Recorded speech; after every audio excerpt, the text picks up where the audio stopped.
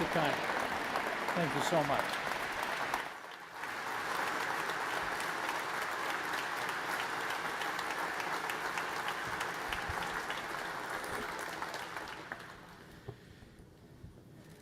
Well, thank you, John Hybush, for those overly generous words and for the warm welcome. And to Governor Wilson, Congressman Gallagher, so many distinguished and honored guests.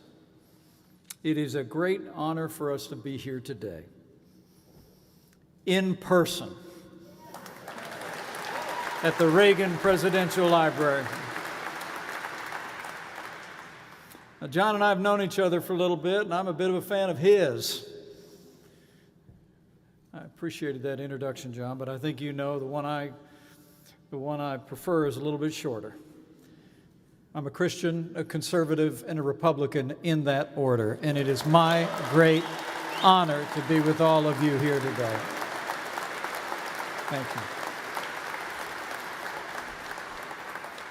It really is an honor for Karen and I to be here again, to return to the Ronald Reagan Presidential Library, in the shadow of the final resting place of the 40th President of the United States, to speak about the future of the Republican Party and the conservative movement.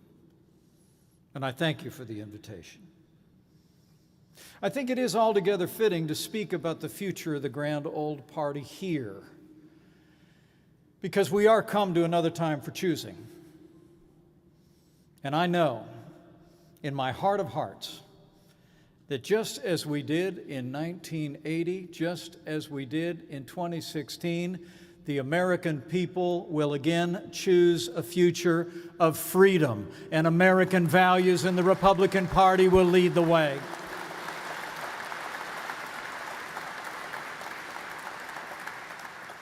As John mentioned, it's a special honor to speak to you here.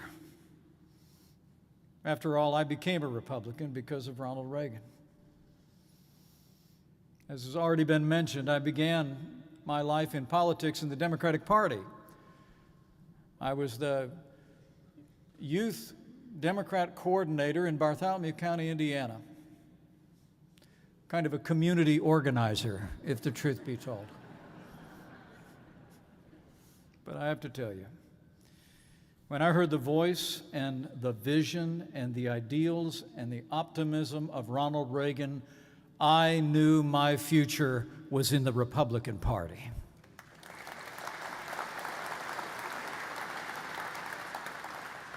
President Reagan was truly one of a kind,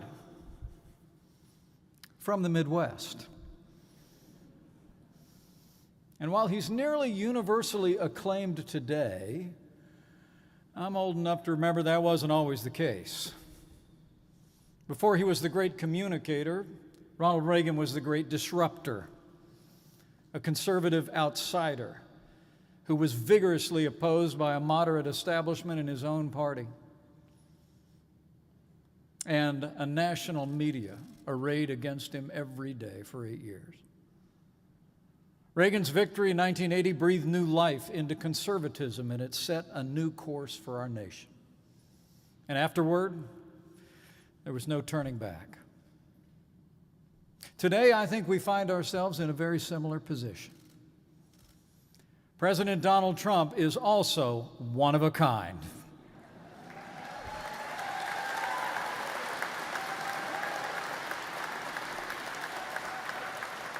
He too disrupted the status quo. He challenged the establishment. He invigorated our movement, and he set a bold new course for America in the 21st century. And now, as then, there is no going back. Over the past 4 years, the conservative movement has been energized unlike anything we've seen since those heady days of the early 1980s. Now, you wouldn't know it if you turned on CNN. But let me say, to paraphrase Mark Twain, the reports of the Republican Party's death have been greatly exaggerated.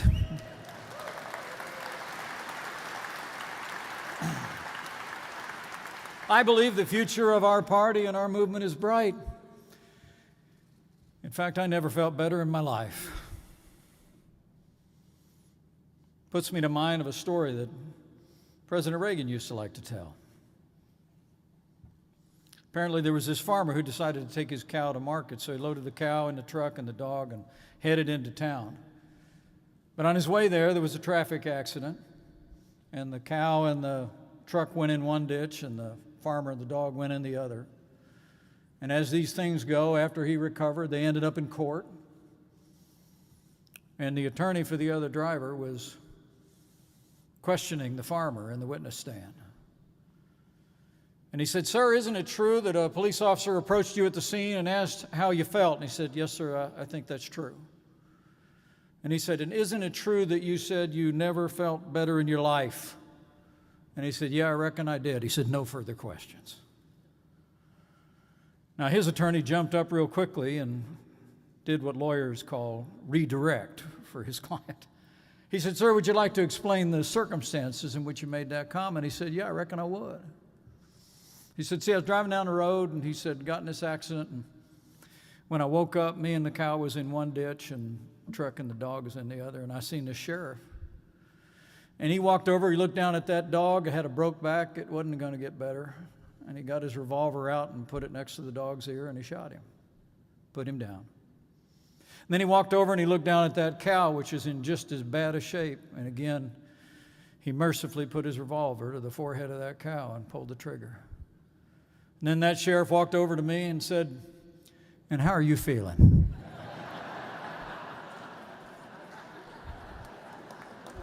And I said, "I never felt better in my life."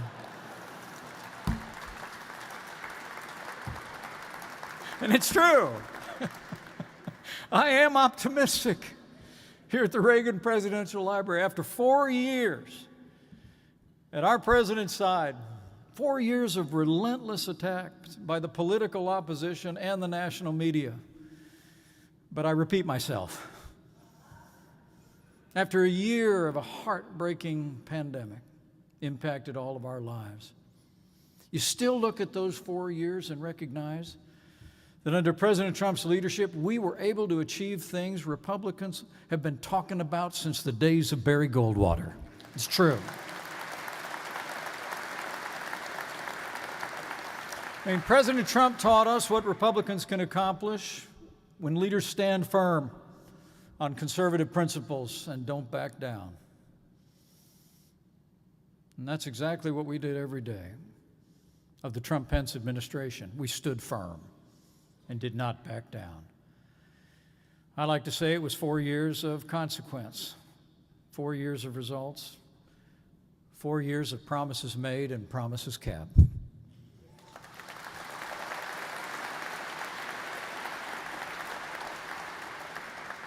But think about it.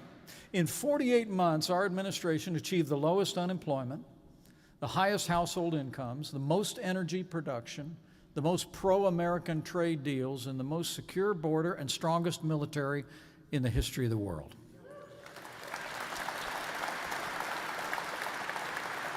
In our first 3 years before 2020 arrived, we had rebuilt our military, revived our economy, created more than 7 million good-paying jobs through less taxes and less regulations.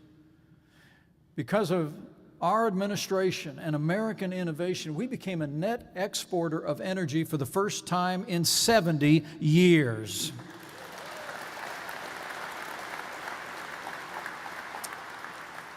We held China accountable for years of trade abuses and brought jobs back to the USA. And in the face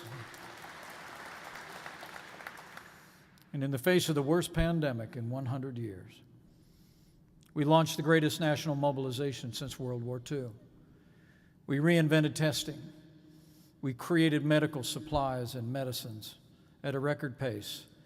And the day we left office, we were vaccinating 1 million Americans a day.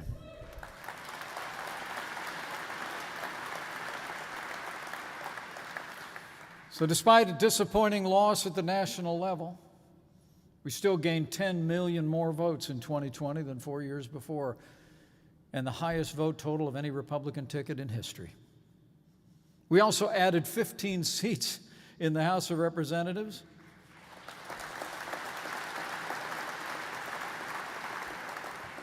with the great leadership of leader Kevin McCarthy.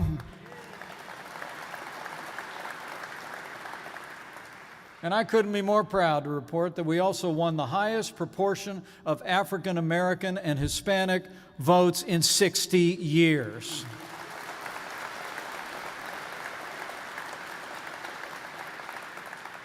Now, the progress in broadening our movement over the last 4 years was not caused by evolution of our ideas or the compromise of our principles, but really by putting our principles into practice and hewing to our roots at the very core of the Republican Party.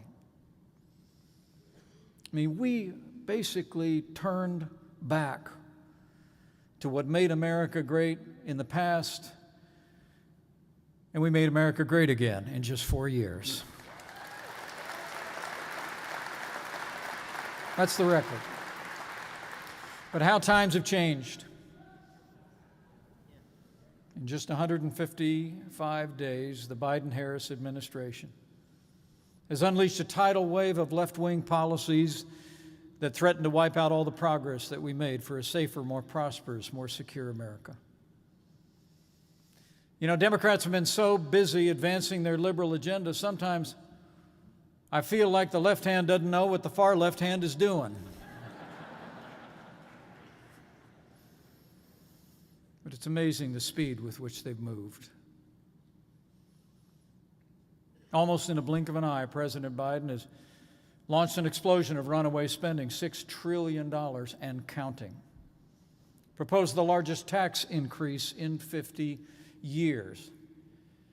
They've announced plans to cut military spending. And they ended construction on the wall, canceled policies that reduced illegal immigration by 90%. And in 5 months, they turned the most secure border in history to the worst border crisis ever. On the foreign stage, they've bent the knee to international bureaucrats, announcing plans to rejoin the Paris Climate Accord and the Iran nuclear deal. And when it comes to our most cherished liberties, they formed a commission to pack the Supreme Court with liberal judges that will erode all the God-given rights enshrined in our Constitution, like the freedom of speech and the right to keep and bear arms. And when it comes to the most vulnerable among us, this administration has also restored funding to Planned Parenthood, and for the first time in 45 years, the president's budget includes direct taxpayer funding of abortion. During the campaign at our national convention, I warned our country that we had two paths before us: the path of freedom and opportunity, or socialism and decline. And as we're seeing right now, the agenda of today's Democratic Party is so radical that it's taking us beyond just the designs of liberalism to an agenda of national decline, abandoning the founding principles and values that have made this country great. Now, against that backdrop of their leftist agenda, we must be the loyal opposition, and we will. But we must also offer the American people a positive American agenda informed by our best traditions and the extraordinary expansion of our movement over the past 4 years.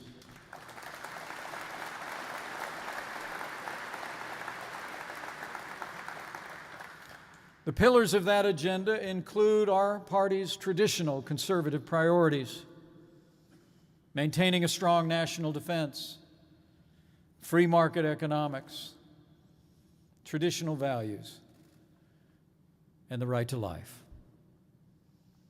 On these, we will not waver. There will be no compromise. But a new American agenda informed by the success of the last 4 years must also include new pillars that President Trump brought to the fore as we served. Ideas that fired the imagination of everyday Americans and expanded the reach and appeal of the Republican Party. I believe those must include the following. First, a recognition that border security is national security.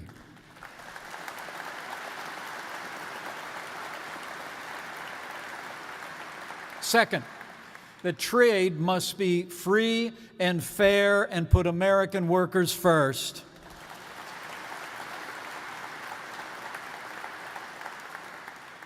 Third, that China is now the greatest threat to our prosperity, security, and values on the face of the earth. And four, that patriotic education is essential to the survival of liberty.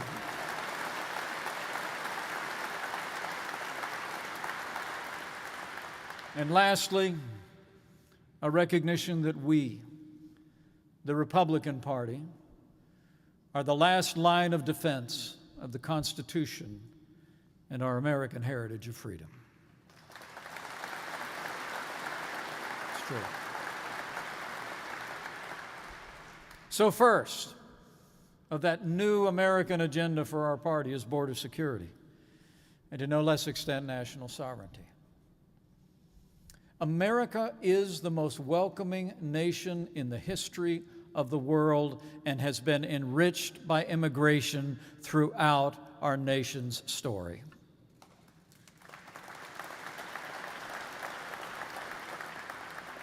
My own grandfather immigrated to this country from Ireland, and American families are proud. They're proud of the opportunities that were extended to our families and our heritage. But as President Trump continually warned us, a nation without borders is not a nation. The American people have a right to expect that our borders are secure and our laws are respected.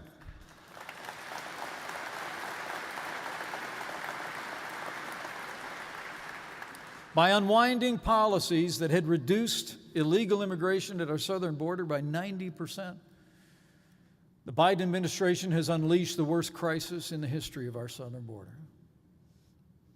And as a party and as conservatives, we must demand the completion of the border wall, an end to asylum fraud, and a restoration of all the policies that ended illegal immigration on our southern border. The time for talk is over.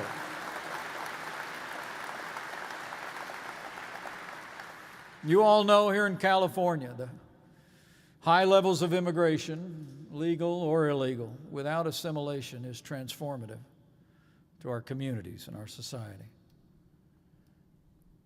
Immigration, illegal immigration, reduces jobs and wages for American citizens, weakening the middle class, the foundation of our democracy. That's why, as conservatives, as we rededicate ourselves to border security and make it a priority in our agenda, we must also commit ourselves to support a merit-based immigration program and fix this broken immigration system once and for all.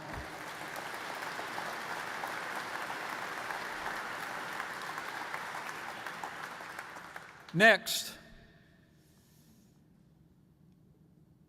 on our American agenda, so we should recognize that trade must be free and fair and put American workers first. Now, for conservatives, a thriving free market is always the goal to which we aspire. But what President Trump helped us see is that sometimes our own good intentions can work against us. China is the perfect example.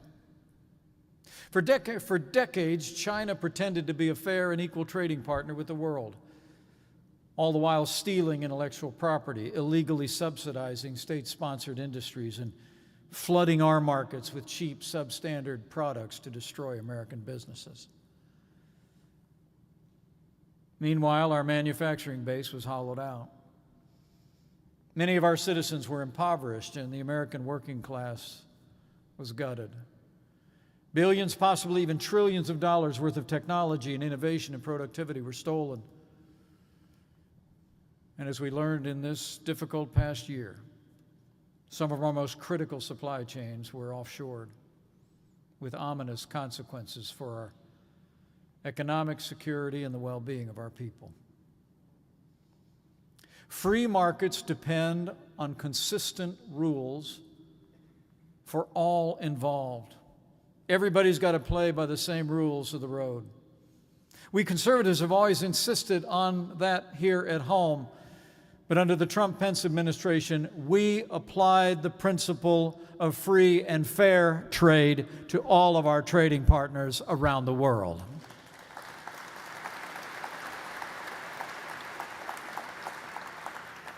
I'll never forget the scene in our first year in office. I was watching from afar. You might remember the picture. The president was up in Canada. He was at the G7 meeting, his first one. And everybody up there, I'm told, was expressing their concern about all this talk about America first. They were talking to the president about, well, you can't be raising tariffs. You can't be taking a strong stand against our other countries. We've got to keep trading. And as the story goes, the president looked around the table. President Macron, Prime Minister Trudeau, Chancellor Merkel. And in his own inimicable style, I'm told he said, okay, here's the deal. All 7 of our countries, no tariffs, no trade barriers, no non-tariff barriers. Your move.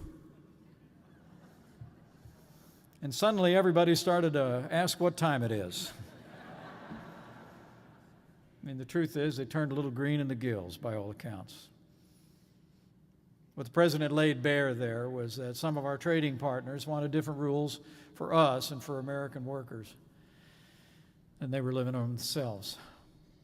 So in the years ahead, let me say emphatically, the Republican Party must continue to support free and fair trade and insist that access to American markets include access to markets of our trading partners. Only then can we keep faith with the American people, American companies, and the American worker.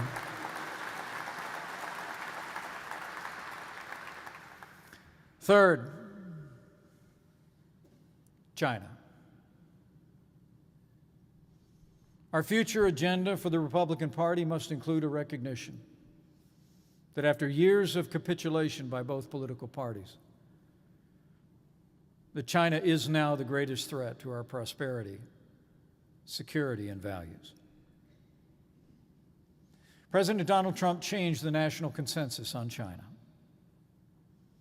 Even before the pandemic, our administration adopted a groundbreaking new approach to China.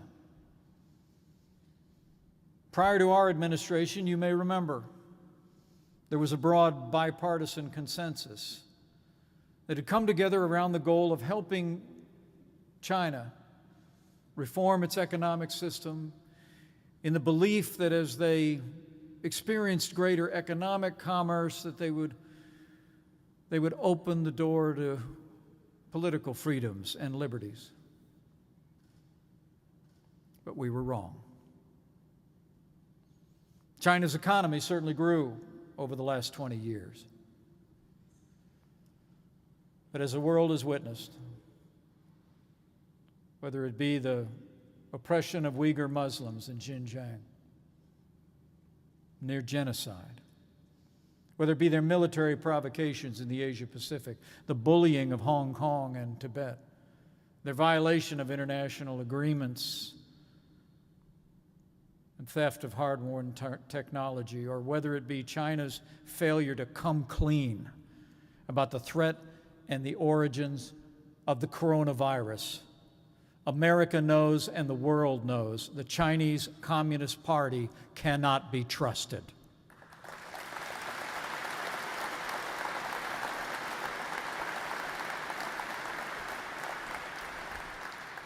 For the first time under our administration, We met their military provocations in the Asia Pacific with the largest increase in military spending since the days of Ronald Reagan.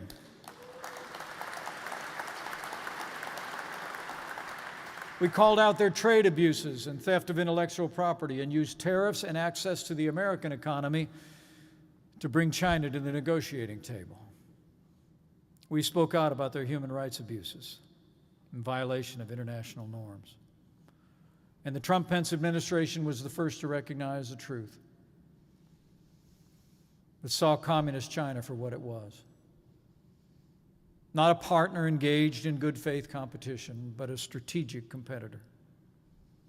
And going forward, our party and our nation must continue to recognize that the greatest threat we face to our economy and more is the Chinese Communist Party. We must continue to stand up to China to defend our prosperity, security, and values, and the Republican Party must lead the way.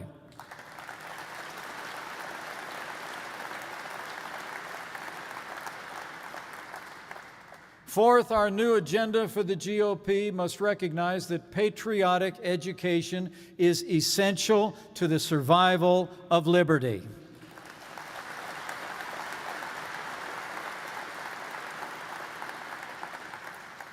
As a party, we must expose the myths the radical left has used to corrupt the minds of America's youth and repeal the policies built on those myths.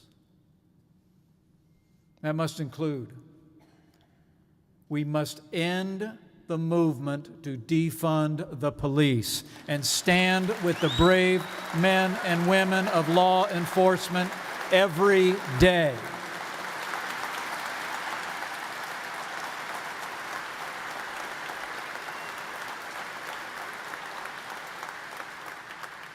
The radical left has falsely claimed that our police officers and departments are systemically racist. And that myth has unleashed a historic nationwide crime wave, increasing homicides in our largest cities by more than a third. So let me say, as my friend Tim Scott, who will share this podium in the months ahead, said so well, America is not a racist country.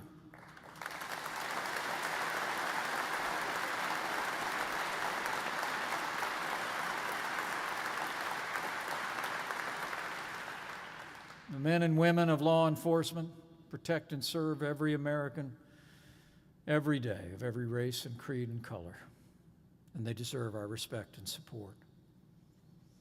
Likewise, our party must continue to stand with the victims of cancel culture all across our land. We must be about freedom of speech.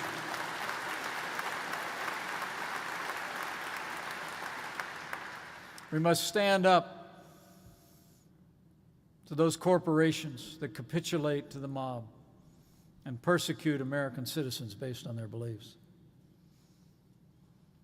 We cannot allow big business to become Big Brother.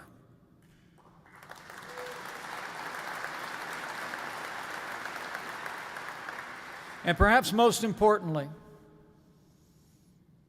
our party must continue to oppose the left's efforts to rewrite American history through initiatives like the 1619 Project. And in the spirit of our administration's 1776 Commission, the Republican Party in the years ahead must work to make school choice the right of every American family, restore the classics to education in our schools, and we must eliminate critical race theory at every level.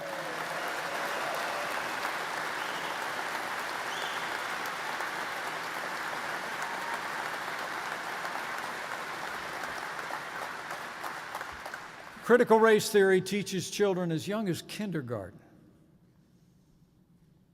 to be ashamed of their skin color. It represents a full-throated assault aimed at the heart of the American experiment. and it's nothing short of state-sponsored and state-sanctioned racism.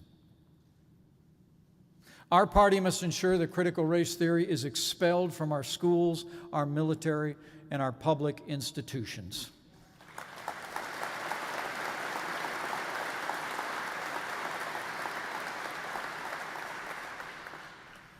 These, then, are the elements that would be added from the experience of the last 4 years. But there is one more. Our American agenda for the Republican Party in the years ahead must recognize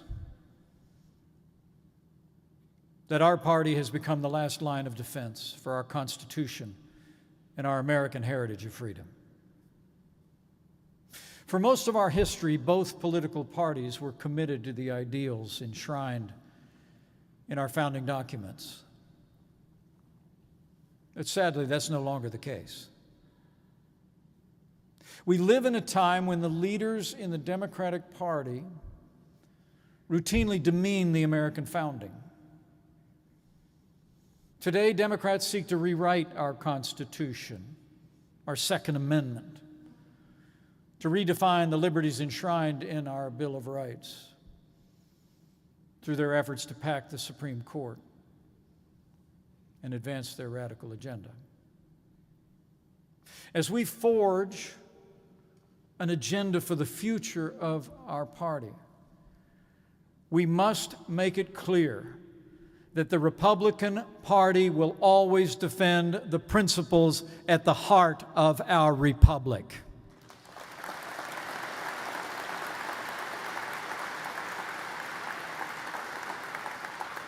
If we don't, no one else will. You know, every office holder in this country takes the same oath to support and defend the Constitution of the United States. I took that oath as Vice President on President Ronald Reagan's Bible.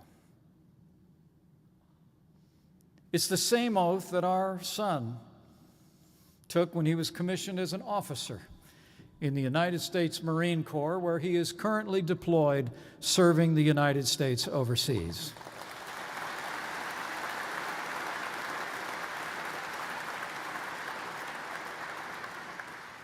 In the years ahead,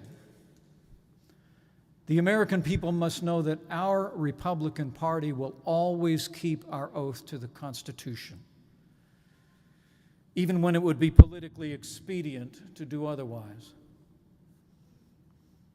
That we are the party that, as the Bible says, will keep our oath,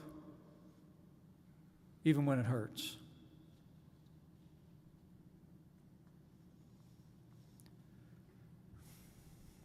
January 6th was a dark day in the history of the United States Capitol.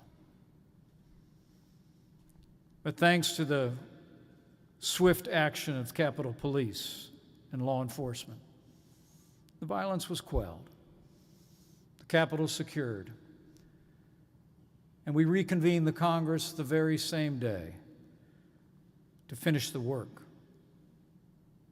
of counting electoral votes from every state in the Union. Now, there are those in our party who believe that in my position as presiding officer over the joint session, that I possess the authority to reject or return electoral votes certified by the states. But the Constitution provides the Vice President with no such authority before the joint session of Congress. And the truth is, there's almost no idea more un-American than the notion that any one person could choose the American president. The presidency belongs to the American people and the American people alone.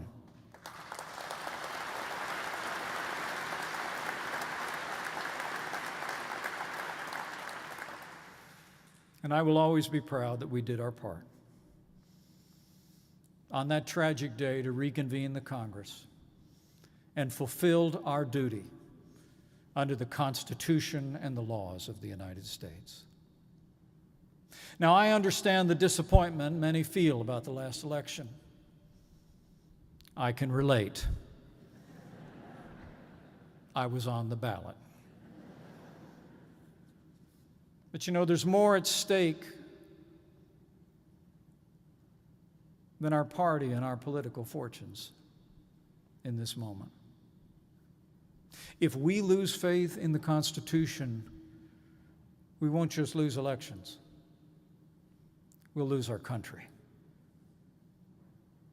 So now more than ever, America needs the Republican Party to be the party of the Constitution of the United States.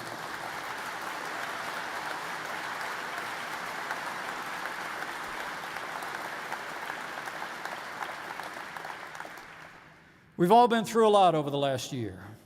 A global pandemic, social unrest, divisive election, and a new administration intent on transforming our nation to advance the agenda of the radical left. But for all we've been through, I will always be proud of what we accomplished for the American people over the past 4 years. And I will always be grateful for the opportunity that President Donald Trump and you, the American people, gave me to serve as your vice president. It was the greatest honor of my life.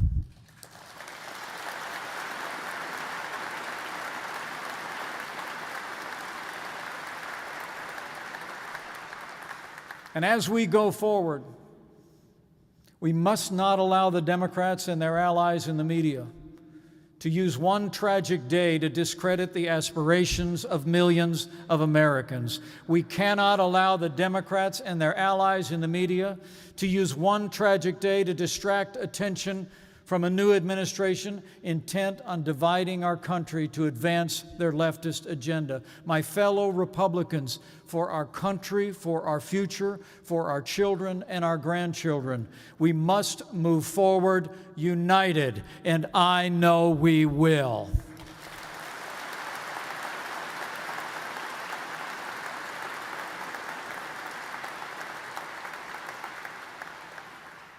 I know we will because I have faith. Boundless faith in the American people. And faith in the one that they've put their trust in since the founding of this nation. The Bible tells us that when King Solomon took his position, the Lord asked him what he wanted. Great wealth, the end of his enemies. And he said a prayer I've prayed more than once. He said, give me a discerning heart to distinguish between right and wrong. For who is able to govern this great people of yours? I know the future of America is bright because the American people are a great people.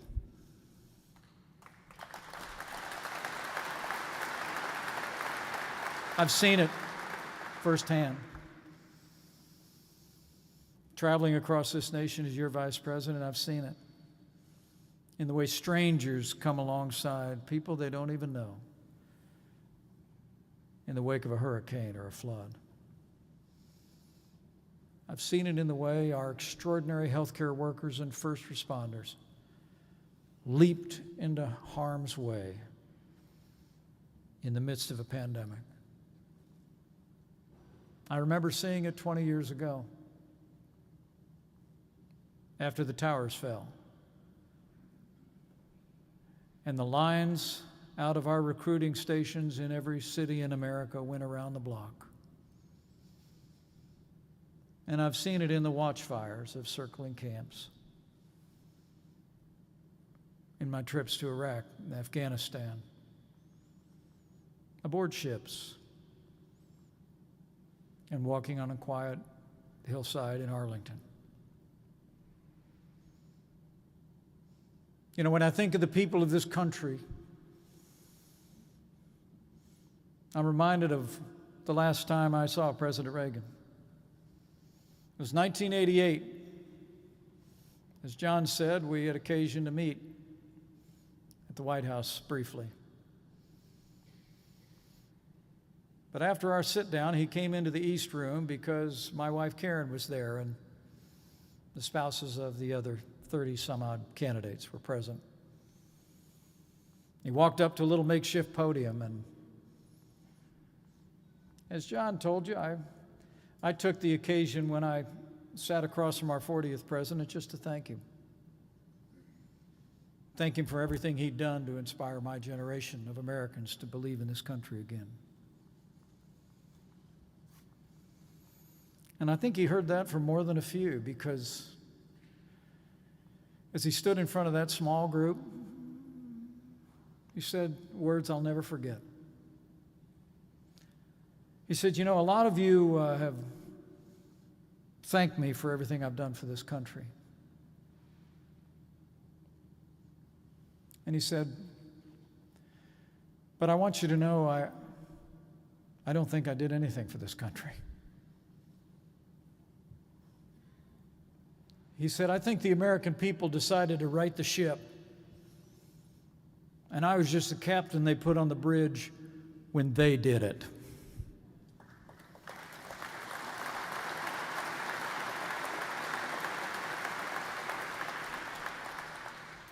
Such humility, such love of country. But in all the years since, I have come to the conclusion that he was right. The American people did it in 1980. We did it again in 2016. And I know the American people will right the ship again when we win back the Congress in 2022 and win back America in 2024. So help us God. And therein lies my final reason for hope in the country. Hope for our party and hope for our nation. The Bible says, unless the Lord builds the house, the builders labor in vain. And since the founding of this nation, among all the nations in the world, this is the nation founded on a creed that we're endowed by our Creator with certain inalienable rights. This is a nation of faith.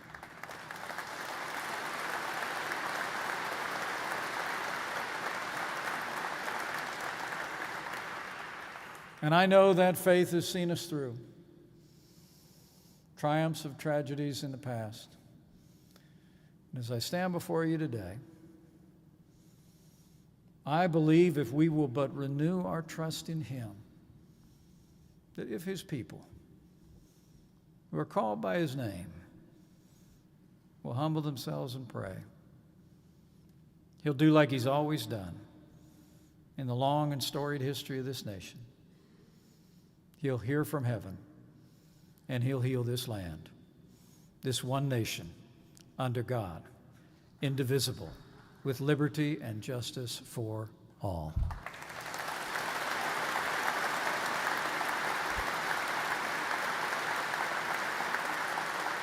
So we are come to another time for choosing. Men and women of the Republican Party, I have faith that soon our nation will choose freedom and American values again. And if our party will continue to combine our commitment to timeless conservative principles with all of those ideals with which we connected with even more Americans the last 4 years, I know the best days for the Republican Party and the greatest nation on earth are yet to come. So thank you, and God bless you, and God bless America.